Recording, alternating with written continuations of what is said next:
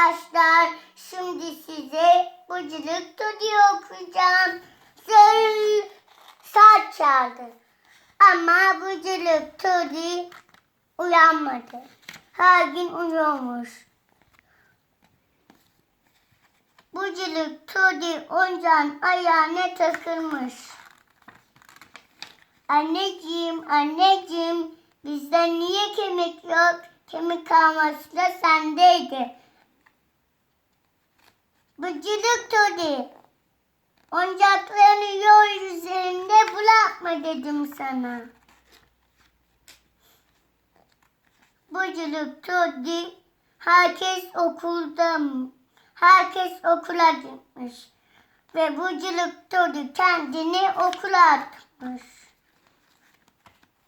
Dersimi evde unuttum. Tamam. Bıcırık Todi dersini evde unutmuş.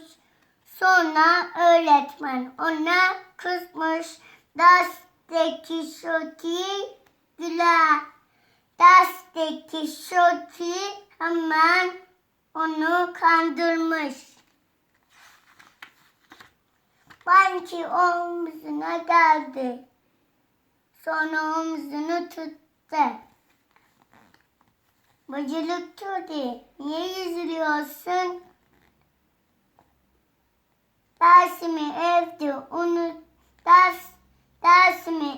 unuttum. Öğretmen bana kızdı.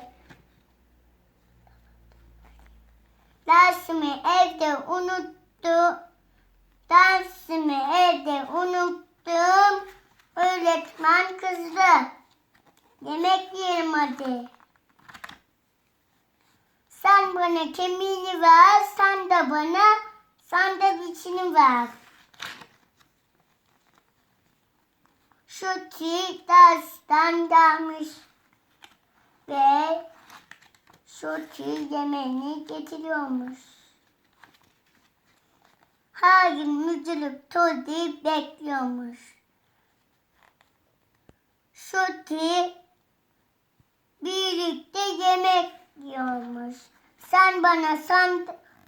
Ben sana kemiğini vereyim, sen bana